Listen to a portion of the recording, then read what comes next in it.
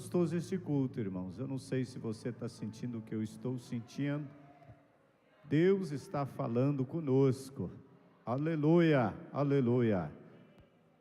Canta coral e orquestra com mais uma canção, adorando o nome do Senhor. Em seguida ouviremos nosso preletor, Jonathan, trazendo a mensagem de Deus ao nosso coração.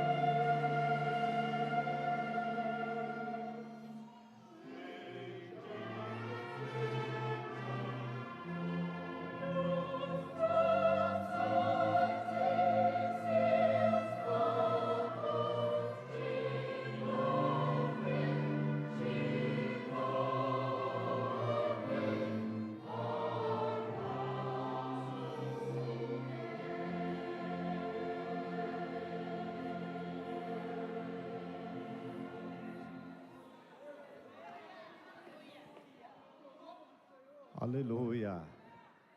Preletor Jonathan, com a palavra.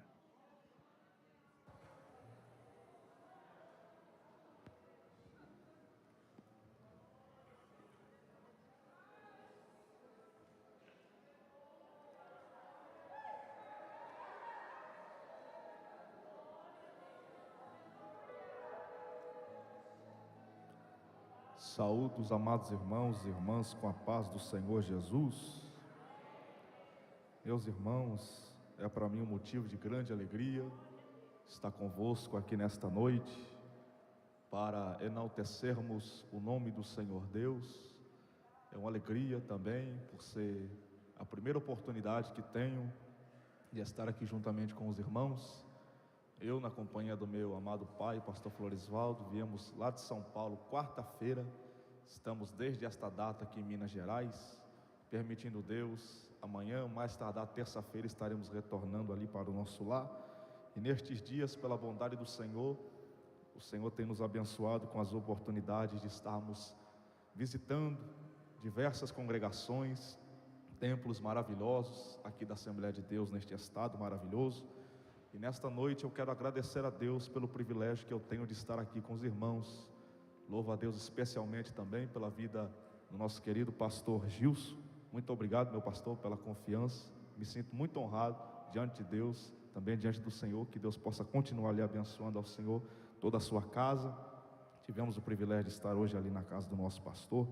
Louvo a Deus pela vida de todos, amados obreiros, pastores que aqui estão. Deus abençoe de forma igualitária a vida de cada um dos senhores. Convido-vos a todos a abrirem as vossas Bíblias no livro do profeta Ezequiel, capítulo de número 47.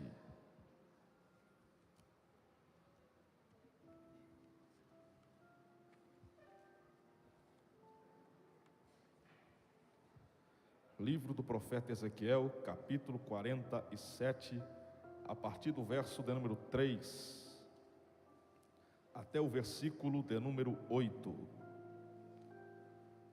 Quero agradecer especialmente a Deus também pela vida do querido pastor Geidson, nosso amado amigo, que tem sido até aqui um canal de Deus para que possamos estar juntamente com os irmãos. Que Deus possa abençoar ricamente a vida do seu amado servo e também de sua querida família.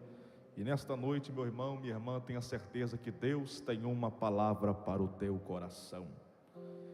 Quem achou Ezequiel capítulo 47, verso 3, diga amém. Saiu aquele homem para o oriente, tendo na mão um cordel de medir, e mediu 1000 côvados, e me fez passar pelas águas, águas que me davam pelos tornozelos. E mediu mais 1000, e me fez passar pelas águas, águas que me davam pelos joelhos. E mediu mais 1000, e me fez passar pelas águas, águas que me davam pelos lombos.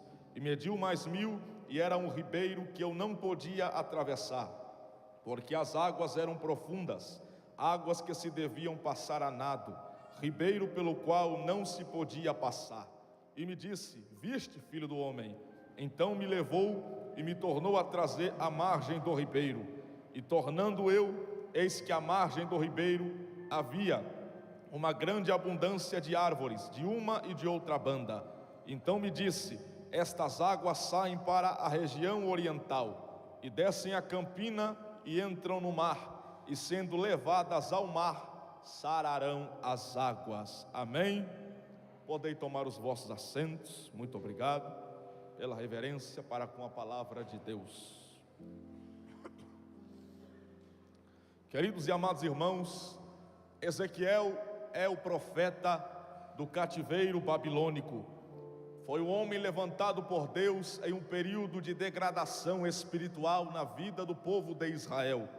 O Senhor Deus, no livro de Gênesis, visita um homem por nome de Abrão, muda o seu nome para Abraão e faz com ele uma aliança divina, uma aliança profunda, com o propósito de, por através da semente e da descendência daquele homem, construir, com o passar do tempo, uma grande e poderosa nação. Esta nação conhecemos por nome de Israel. Sabemos que com o decorrer do tempo, este povo, que era grande em número e era constituído por aproximadamente 12 tribos, veio a se dividir. e tornar-se em duas nações. A primeira nação, a nação do norte, a segunda, a nação do sul.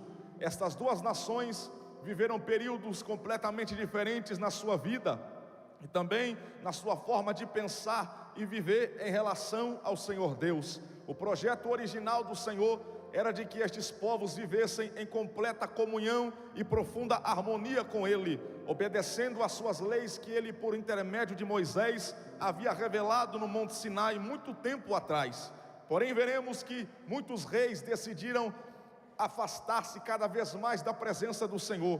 Muitos decidiram andar pelo caminho da apostasia, e a consequência disso foi o juízo de Deus vindo sobre aquela terra. O Senhor Deus levantou profetas para avisar o seu povo, dizendo: arrependei-vos, mudem a vossa maneira de ser, mudem a vossa maneira de andar, mudem a vossa forma de pensar e de viver em relação a mim, porque eu vos escolhi para serem um povo meu exclusivamente.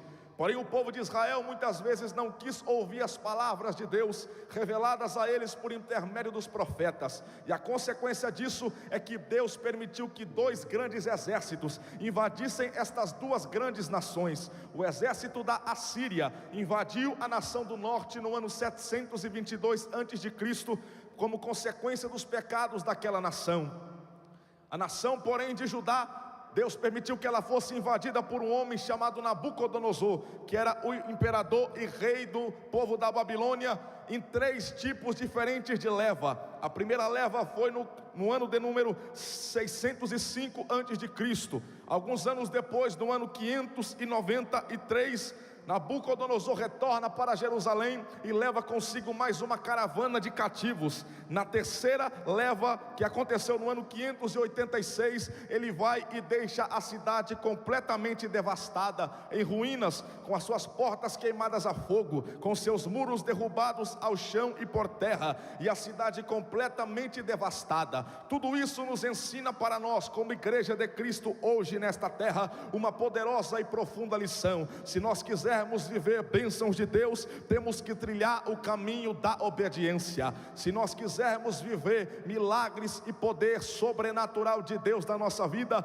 o segredo nunca mudou, é viver em constante relacionamento com o Senhor Deus que está no céu, porque a consequência de nos afastarmos da sua presença é completa desolação, é devastação. Satanás tem devastado a terra, mas para a glória do nome do Senhor Jesus Cristo, a igreja permanece preservada pelo poder da palavra de Deus, porque a igreja anda em obediência, a igreja vive em constante comunhão com Deus, e a maior prova disto é o culto desta noite, porque estamos aqui em um propósito espiritual de celebrar a Cristo por conta da sua morte e ressurreição. Isto é prova de relacionamento profundo. Como a nação de Israel perdeu esta comunhão, perdeu este relacionamento, a consequência foi a devastação total. Então, quando o povo é levado para a Babilônia, o Senhor Deus levanta este homem por nome de Ezequiel, um homem de autoridade, um homem com uma mensagem profética, o homem com uma ousadia espiritual muito grande.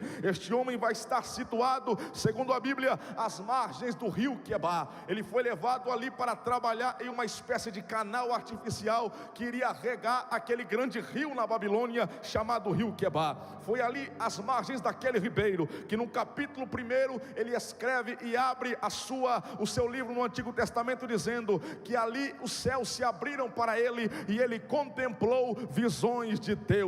Você pode estar em qualquer lugar desta terra, você pode estar na igreja ou fora dela, no templo ou distante dele. O Senhor Deus está em todos os lugares, e em qualquer lugar aonde ele te colocar, ali ele é poderoso para se revelar a você. Ali na Babilônia, um lugar considerado pagão, um lugar considerado pela maioria como um ambiente onde Deus nunca iria poder manifestar a sua glória, porque ela estava limitada apenas a se manifestar na cidade de Jerusalém e no templo, que era o local onde a Arca da Aliança estava. Mas o Senhor Deus é especialista em romper protocolos humanos e operar algo sobrenatural para benefício do seu povo e da sua igreja. Por isso que na Babilônia, Ezequiel pôde ver os céus se abrirem, e ali ele contemplou visões de Deus. Aleluia. Quando eu olho para Ezequiel, eu vejo que o Senhor Deus lhe revelou, primeiro, a sua glória. Em segundo, Deus lhe revelou a sua obra em Israel. E em terceiro, Deus lhe revelou a sua obra em toda a terra, em todos os 4 cantos do globo terrestre. Ezequiel, pois, é um profeta escatológico, é um profeta para Israel e é um profeta para as nações. Porém, mais importante do que tudo isso, é que Ezequiel, ele é essencialmente um profeta para a igreja, porque através da mensagem que ele pôde apregoar, podemos nesta noite tirar uma lição profunda para as nossas vidas. Toda a mensagem deste grande livro pode ser resumida em 2 simples e breves palavras. A primeira palavra que resume o livro de Ezequiel é juízo, porque ele vai apregoar a ira de Deus vindo sobre as nações da terra, como consequência ao pecado praticado pelas mesmas.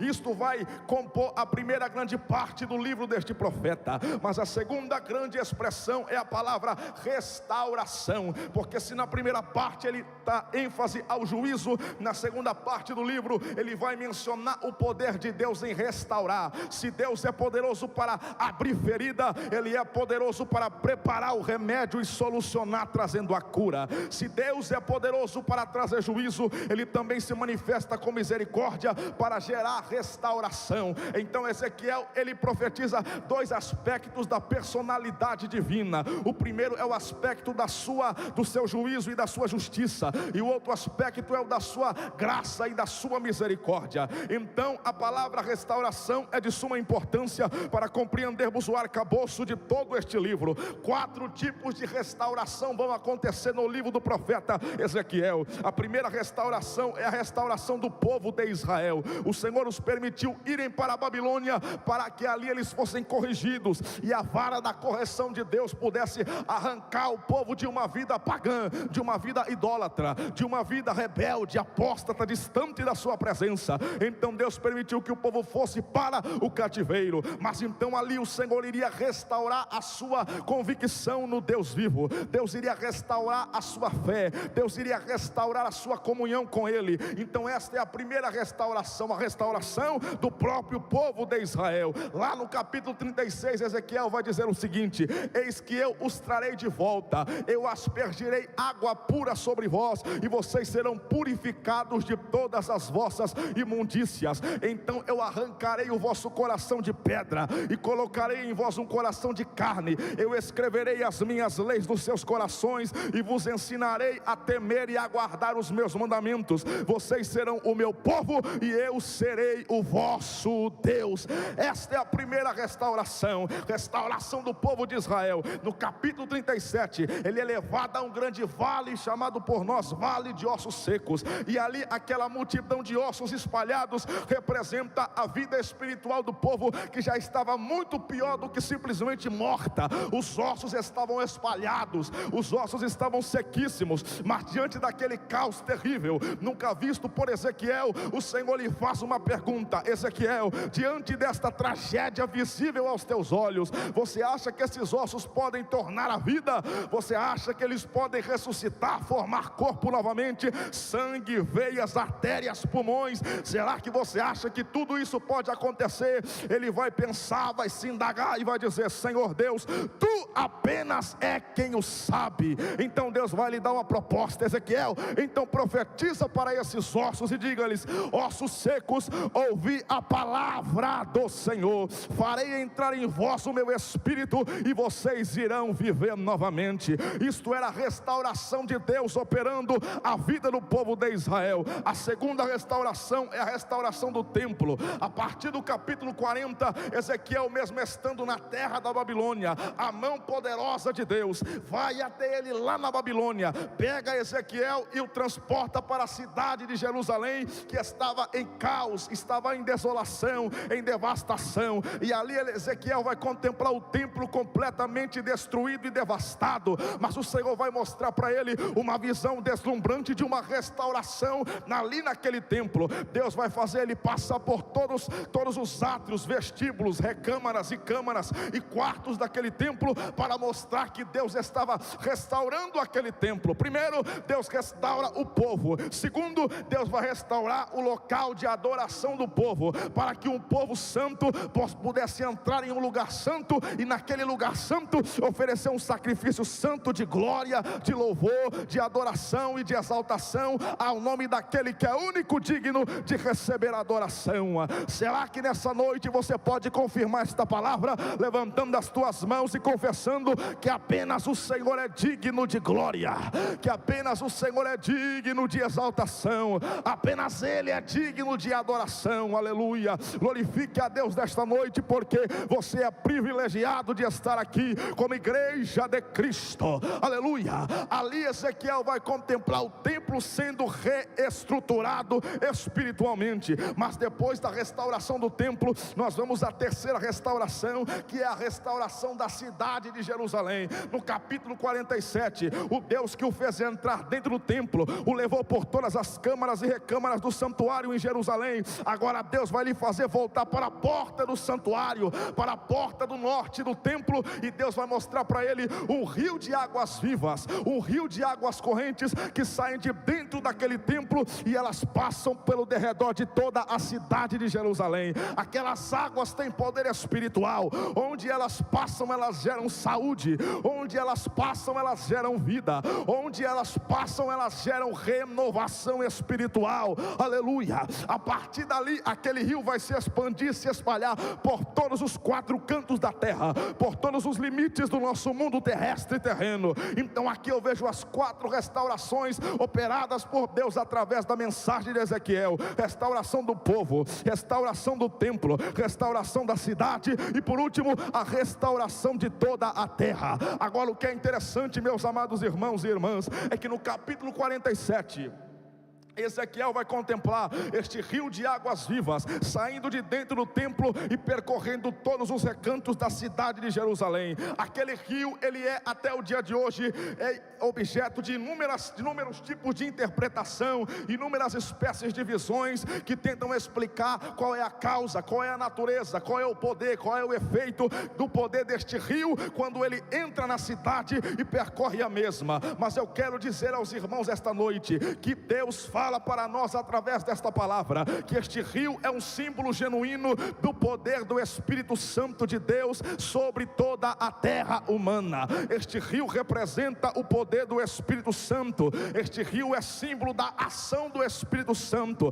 Por que você pode dizer isso nessa noite, pregador? Como você me prova que este rio simboliza a presença e o poder do Espírito Santo? É porque em toda a Bíblia Sagrada você vai contemplar Deus utilizando o símbolo da água para representar o Espírito Santo. E as águas sempre fizeram parte do plano de Deus na terra. As águas sempre fizeram parte do projeto de Deus para a vida da sua igreja. Lá no Salmo 46 a Bíblia fala que é um rio cujas correntes alegram a cidade de Deus, o santuário das moradas do Altíssimo. Deus está no meio dela, dela não será abalada. Deus a ajudará ao romper da manhã. Lá na Bíblia Sagrada nós lemos, aleluia, no Salmo 23, Davi dizendo que o Senhor é aquele que nos conduz às águas tranquilas. Em João capítulo de número 7 vai dizer a Bíblia que no último dia, o grande dia da festa, Jesus se colocou de pé no meio da multidão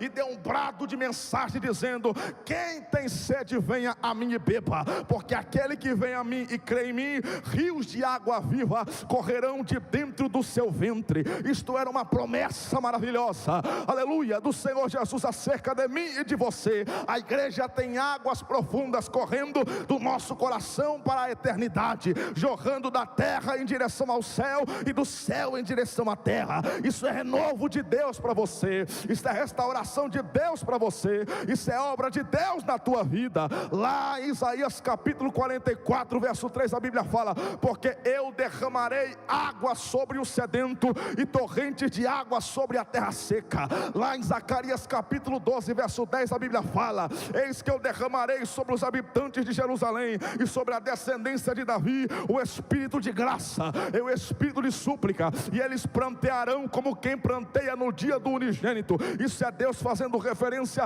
às águas sendo derramadas. Por que as águas simbolizam o Espírito Santo aqui no capítulo 47? Porque de Gênesis a Apocalipse, meus irmãos, o Espírito de de Deus, sendo a terceira divina pessoa da divindade do Senhor, ele é representado por diversos simbolismos. Ele é simbolizado pelo fogo, ele é simbolizado pelo vento, ele é representado pela pomba, ele é representado pelo azeite, mas ele também é simbolizado pela água. Agora, por que ele é simbolizado pela água? Porque a água purifica, porque a água sacia, porque a água alimenta, porque a água refresca, porque a água é a maior resposta, a maior das necessidades humanas. Sabe qual é a minha e a tua maior necessidade física? É a sede, porque você pode ficar dias e dias sem se alimentar de algo substancial, mas sem água você não suporta muito tempo. Por isso que a sede é a principal necessidade do ser humano na terra. É por esta razão, inclusive, que os salmistas vão utilizar a sede como uma metáfora para indicar que a sua maior necessidade é a presença de Deus, de tal modo que Davi no Salmo 42 ele vai dizer: ó Deus, a minha alma suspira de ti, a minha alma tem sede de ti, como o cervo brama pelas correntes das águas, a minha alma está sedenta pela tua presença. Ali ele estava querendo dizer que a nossa maior necessidade terrena é a presença de Deus na nossa vida, é a presença de Deus no nosso coração. Lá no Salmo 63 ele vai dizer: ó Deus, tu és o meu Deus, de madrugada eu te buscarei, a minha alma tem sede de ti, e a minha carne te deseja muito, em uma terra seca, em uma terra cansada, aonde não há água, para que eu veja a tua glória e contemple a tua majestade, porque o teu amor e a tua bondade são melhores para mim do que a vida. Ali ele estava mostrando mais uma vez que a maior necessidade que um ser humano tem na terra não é ter dinheiro no bolso, não é ter o carro zero, não é ter o aparelho telefônico do ano, não é possuir muito dinheiro na conta bancária, não é você ser graduado na melhor faculdade do Brasil. A maior necessidade do ser humano é, sem dúvida alguma, ter a presença de Deus no seu coração. É por isso que você é bem-aventurado, é por isso que você tem motivo para se alegrar nesta noite, porque dentre tantos nesta terra, o Senhor escolheu a você para revelar a sua glória em você, a sua obra em você, o seu plano em você. E se hoje você está aqui, não é porque primeiro você foi até Ele, mas é porque a presença dEle foi até você, aonde você estava, na condição de vida que você vivia, e a presença de Deus te atraiu, a presença de Deus te arrancou do mundo, te trouxe para este lugar, te deu um banho de regeneração, escreveu o teu nome no livro da vida, e hoje você pode estar aqui para celebrar a ceia do Senhor, levantar a mão e glorificar a Ele, porque Ele é o dono da obra. Será que você pode glorificar a Deus nesta noite? Deus escolheu a você, a presença dEle te atraiu, aleluia. A presença dEle inundou o nosso ser, inundou o nosso coração, e nessa noite a presença dEle se move em nosso meio, a presença dEle se revela neste lugar. Aquele que é espiritual já está entendendo, aquele que é espiritual já está discernindo o propósito do Espírito Santo na reunião desta noite, porque a presença de Deus está em nosso meio, a presença que levanta, a presença que fortalece, a presença que sacia a sede, a presença que fortalece o fraco, a presença que revigora o cansado, a presença que guia aquele que não tem direção, a presença que orienta Israel em meio ao deserto, a presença que anda com você no meio do mar vermelho, a presença que está com você no meio da cova, a presença que não te abandona no meio da fornalha, a presença que está contigo dia e noite, noite e dia, de segunda a domingo, de domingo a segunda, mês a mês, janeiro a dezembro, todo ano, toda década, até os últimos minutos da tua vida terrena. A presença que vai te levar para a glória do céu, para o culto que nunca terá fim na eternidade, lá nas bodas do Cordeiro. Esta presença está aqui nesta noite. Louve a Deus por esta presença e receba dela neste momento.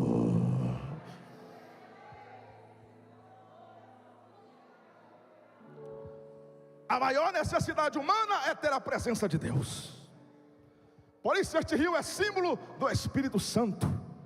Aquele rio sai de dentro do templo, passa por toda a cidade. Em primeiro lugar, este rio sai de dentro do templo. Obrigado. para nos mostrar que este rio procede de dentro da presença de Deus, e ele chega até nós para nos comunicar a vida e o poder que procedem também de Deus. Em segundo lugar, este rio é um rio de águas profundas, porque Deus não é Deus de coisas rasas. Deus é um Deus de coisas profundas. A coisa mais profunda na vida da igreja é a Santa Ceia, porque aquele que vem a ela é aquele que tem mente espiritual para saber qual é o propósito. Você está diante do corpo e do sangue de Jesus, oferecido por causa da tua alma e da tua vida. Isto é a profundidade de Deus. Corações rasas, mentes pequenas e superficiais jamais poderão receber profundas e poderosas revelações. Por isso o Espírito Santo é um Deus de coisas profundas. Deus separou para você não uma vida qualquer, não uma vida medíocre espiritualmente falando, mas Ele quer que você tenha uma vida profunda, porque apenas quem vai no profundo da presença de Deus é quem tem capacidade para conhecer o seu caráter, para conhecer a sua personalidade, para conhecer a sua glória, para conhecer a sua majestade, o seu poder. Apenas aquele que tem coragem de ir para o profundo da presença de Deus. Em terceiro lugar, este é um rio cujos níveis são medidos. Ezequiel vê um varão, o ancião, com um instrumento de medidura chamado cordel de medir, e aquele varão passa pelo rio e vai medindo côvado a côvado, e vai dizendo para Ezequiel: Ezequiel, mergulha, mede 1000, mergulha Ezequiel, mede mais 1000, Ezequiel, mergulha, e ele vai constantemente mergulhando. Isto é símbolo da nossa vida na presença de Deus, porque a cada dia que passa, a cada noite que vivemos, a cada culto de Santa Ceia novo em que nós viemos para nos entregar de novo aos pés da cruz, Deus nos leva a níveis mais profundos. Ele entra na primeira profundidade, a água bateu nos seus tornozelos. Ele entra mais 1000 côvados, a água bate nos joelhos. Entra mais 1000, bate nos lombos. Entra mais 1000, e é um ribeiro pelo qual ele não pode mais atravessar. Sabe o que Deus me trouxe aqui hoje para te dizer? Comece a envolver-se cada vez mais com Ele. E se você está envolvido com Deus já nesta noite, não fique, aleluia, conformado com o nível em que você já chegou. Procure ser mais profundo na presença de Deus, porque vai chegar um momento em que você não guiará a si próprio. São as águas que vão te guiar, são as águas que vão te levar. Ezequiel vai dizer: aquelas águas eram para se passar a nado. Isso para mostrar que quando você ainda tem um autocontrole sobre as suas próprias decisões, você ainda não alcançou o território do Espírito Santo. Mas quando é o Espírito Santo quem te guia, conforme Paulo disse em Romanos 8,14, os que são guiados pelo Espírito de Deus, estes são filhos de Deus. Quando isso se torna uma realidade na vida da igreja, então ela alcançou o território do Espírito Santo e pode então entrar na profundidade da presença, na profundidade da glória, na profundidade da unção de Deus. Aleluia. Hoje Deus te trouxe aqui não para você viver uma vida medíocre. Hoje Deus te trouxe aqui não para você viver uma vida espiritual abaixo da média. Hoje Deus te trouxe aqui para você tornar-se cada vez mais próximo dEle, para você ter mais sede de se aprofundar na presença dEle. Assim como aquele rio corria por toda aquela cidade, isto é símbolo da dispensação do Espírito Santo, porque este rio está percorrendo a terra, este rio está percorrendo a nação brasileira, este rio está percorrendo esta igreja nesta noite. E quem tem visão espiritual pode nessa noite contemplar rios de águas vivas dentro desta casa, passando em cada lugar, em cada banco, desde o altar até o último banco, desde a nave da igreja até aquele que está no púlpito. Este rio está passando aqui nessa noite. É o Espírito Santo fortalecendo, é o Espírito Santo convencendo do pecado, da justiça e do juízo. É o Espírito Santo levando o homem a compreender a necessidade real que ele tem da salvação. É o Espírito Santo te conduzindo a orar. É o Espírito Santo repartindo dons espirituais. É o do Espírito Santo, gerando o fruto do Espírito na vida da igreja: o amor, a alegria, a paz, a benignidade, a longanimidade. Este é o rio de águas vivas correndo na terra. Apenas o cristão que sabe mergulhar no rio da presença de Deus, ele sempre viverá uma vida vitoriosa, ele sempre viverá uma vida de triunfo, ele sempre viverá uma vida de glória, de louvor e adoração a Deus. Por esta causa Deus me trouxe aqui nessa noite para te dizer: hoje não é noite de você ficar na beira da praia, hoje não é noite de você ficar apenas olhando de braço cruzado, hoje não é noite de você apenas estar fisicamente dentro deste culto. Hoje é o dia que Deus marcou para você mergulhar na presença dEle, porque à medida que você mergulhar, Deus vai te conduzir para mais longe, Deus vai te conduzir para o mais profundo, Deus vai te levar aonde você não pensa, aonde você nem imagina, aquilo que você não conhece pela tua mente humana, Deus vai te revelar, Deus vai te chamar na madrugada, Deus vai te levantar para salvar a alma, Deus vai te usar para curar o enfermo, Ele vai te usar para restaurar o abatido. Nessa noite basta apenas que eu e você saibamos mergulhar na presença de Deus. Quem veio mergulhar na presença do Espírito Santo nessa noite, mergulha no poder, mergulha na unção, mergulha na glória, mergulha no poder de Deus, mergulha na renovação, porque este rio passa por esta igreja agora.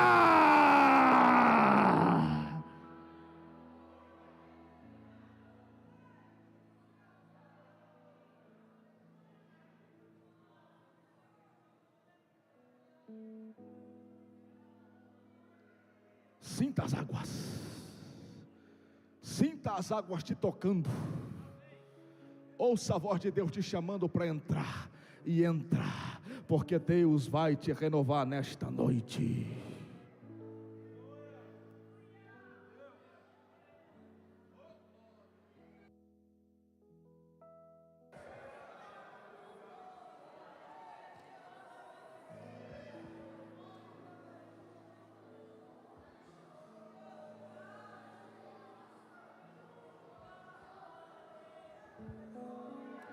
Tem alguém que aceitar a Jesus como Salvador nesta noite? Deus falou ao seu coração. Só cabe a você decidir ou não. Se quiseres a vida, hoje Cristo quer te salvar. Tem alguém que aceitar a Jesus?